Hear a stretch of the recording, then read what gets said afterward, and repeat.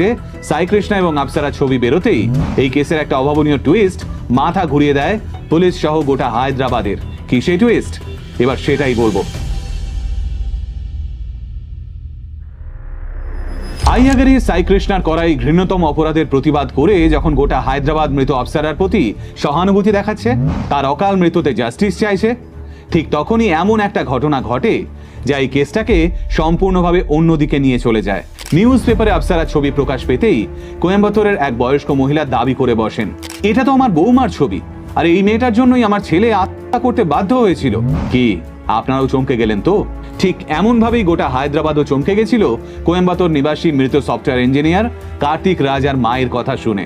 এবার বলি আসল ঘটনাটা ঠিক কি হয়েছিল। কোয়েম্বাটোর নিবাসী সফটওয়্যার ইঞ্জিনিয়ার কার্তিক রাজার সঙ্গে সত্যি সত্যি বিয়ে হয়েছিল টিভি নায়িকা করুগান্তি অপ্সরার। বিয়ের পর মাকে নিয়ে শ্বশুর বাড়িতেই থাকতো অপ্সরা, কিন্তু অপ্সরা আর তার মা নাকি কার্তিক রাজাকে সমানে টাকা পয়সার জন্য শোষণ করত। অপ্সরা আর তার মায়ের বিলাসবহুল জীবন যাপন, দামি দামি জামা কাপড় এবং গয়না কেনা, উইকেন্ডে পার্টি করে বেড়ানো, বিদেশি কসমেটিক্স কেনা, এই সব কিছুরই বিল পেমেন্ট করতে হতো অপ্সরার স্বামী কার্তিক রাজাকে। তামিল সিনেমায় চান্স পাওয়ার জন্য মাঝে মধ্যে প্রডিউসার ডিরেক্টরদের ডেকে পার্টি দিত অপ্সরা, সেই বিলও মেটাতে হতো কার্তিক রাজাকে। কার্তিকের মা ধনলক্ষ্মী দেবীর বয়ান অনুযায়ী অপ্সরা আমার ছেলেকে বিয়ে করেছিল শুধুমাত্র ওর মোটা মাইনের চাকরি দেখে। ওই দুই মা মেয়ে মিলে আমার ছেলেটাকে পাগল করে দিয়েছিল। ওদের লাইফস্টাইল মেনটেন করার জন্য আমার ছেলে 25 লক্ষ টাকা ব্যাংক লোনও নিয়েছিল, কিন্তু তাতেও মা মেয়ের খিদে মেটেনি, ওরা আরও চাইতো।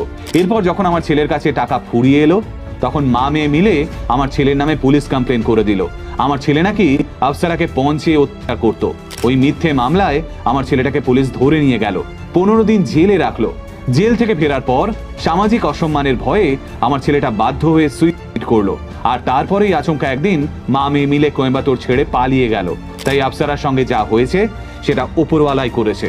আমার ছেলেটাকে মা মেয়ে মিলে খেয়ে নিয়েছিল। এবার অপ্সরার মাও বুঝবে সন্তান হারানোর জ্বালা নিয়ে বেঁচে থাকার যন্ত্রণা। মৃত কার্তিক রাজার মা ধনলক্ষ্মী দেবীর এই একটা ইন্টারভিউ অপ্সরার প্রতি জনতার সমস্ত সহানুভূতি কেড়ে নেয়।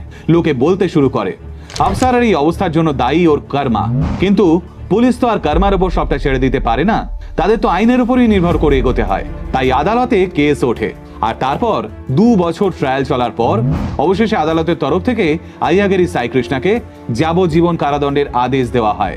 পাশাপাশি অপ্সরার পরিবারের জন্য সাই কৃষ্ণাকে 10 লক্ষ টাকা কম্পেনসেশন দেওয়ারও আদেশ দেয় আদালত।